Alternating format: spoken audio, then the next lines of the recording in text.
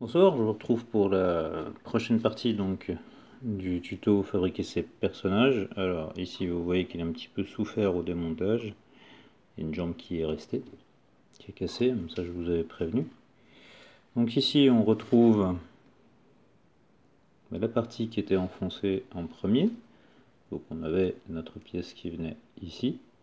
Alors vous avez de la cire qui est venue aussi un peu avec, un peu de plâtre. Là, vous voyez la jonction entre le bras et la jambe, j'aurai un petit problème. Bon, ça me permet aussi de vous toucher un mot. Si vous voulez faire le système à l'envers, vous pouvez aussi, c'est-à-dire que vous coulez du plâtre et vous creusez la forme que vous voulez obtenir dans le plâtre. Donc là c'est plus délicat parce qu'il faut être capable de bien voir quelle partie va devenir quoi. Donc ici, justement, vous voyez, je suis en train d'enlever un petit excès, enfin un petit morceau, voilà, à la main qui était resté dedans. Et donc les encoches que vous voyez bien ici, ici et ici, qui servent à repositionner. Donc on présente le moule et hop,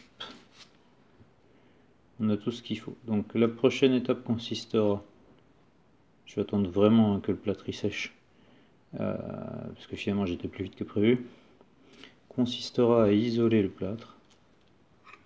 Donc toutes les parties de plâtre à nu vont recevoir un mélange d'eau et de produit de vaisselle pour l'isoler.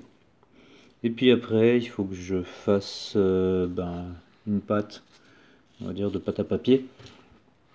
Alors je vais voir soit je fais la version Märklin of Sweden quand il nous fait les vagues sur la mer, avec du papier toilette détrempé avec de la colle à bois.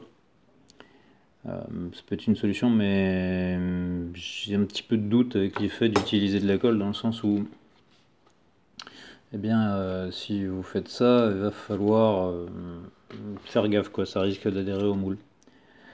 Donc bref, prochaine étape, on essaiera ça. Donc vous avez bien là vos deux parties, avant, arrière, et là vous comprenez bien pourquoi c'est important de ne pas avoir de contre-dépouille pour vraiment pouvoir replacer les deux parties ensemble. Donc là vous voyez que mon moule il est repositionnable aisément grâce aux encoches, il n'y a pas de problème. Donc il faudra mettre en presse. Alors ce qui se passera, c'est que si on met du papier dedans, papier mâché ou même une autre matière, quand vous allez mettre en presse, vous aurez un trop plein. Donc il y a une solution par rapport au trop plein, c'était ce que je disais un peu plus avant, c'était de faire des évents.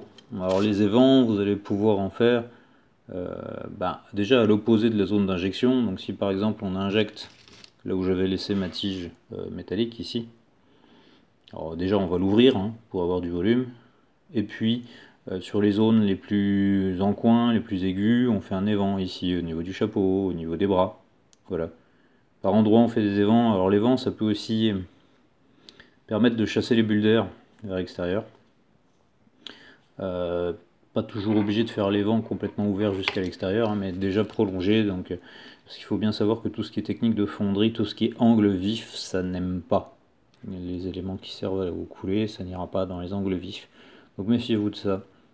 Quant à mon petit bonhomme que j'ai amoché, je peux toujours le nettoyer. Et puis hop, si j'ai envie de créer un deuxième bonhomme avec une deuxième position, et ben voilà, c'est parti. Vous voyez, j'ai déjà redressé la jambe.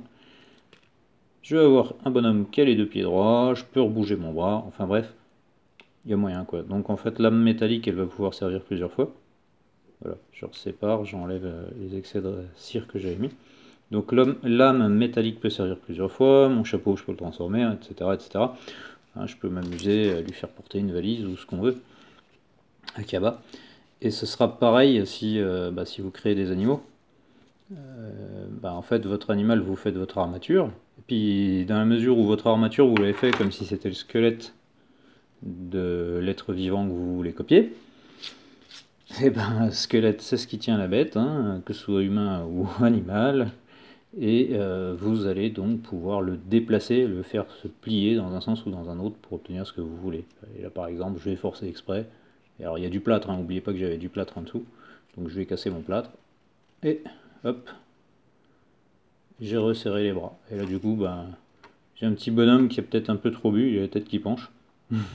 donc ça peut aussi être un moyen de faire. Donc là, vous avez votre cire qui est mélangée au plâtre. Essayez pas de la réutiliser, ça va vous faire des trucs crasse-pète, c'est pas la peine. Mais en tout cas, je viens de vous montrer que vous pouvez réexploiter. Voilà, je casse, je récupère mon âme qui est cachée dessous. Et hop, je fais ressortir mon bonhomme. Alors si la tête m'intéresse, je la conserve, mais vous voyez, j'ai pu ressortir donc ce qu'était le Gugus. Hop là, voilà, il est complètement déshabillé, il n'y a plus que la tête. Plus que la tête et puis un bout de bras. Donc ça se casse facilement. Et vous n'avez plus qu'à le conformer dans une nouvelle version, comme ça. Vous pourrez vous amuser à faire autre chose. Voilà, c'était les explications de ce soir avec le moule, le bonhomme. Je remonte une dernière fois, intérieur du moule. Donc le plâtre est quand même assez lisse, même s'il a quelques bulles. Et puis donc la zone où j'avais isolé, donc là ça s'est vraiment bien décroché grâce à la cire qui avait complètement isolé le premier plâtre. Voilà, je vous souhaite bonne construction et bonne soirée. A plus tard.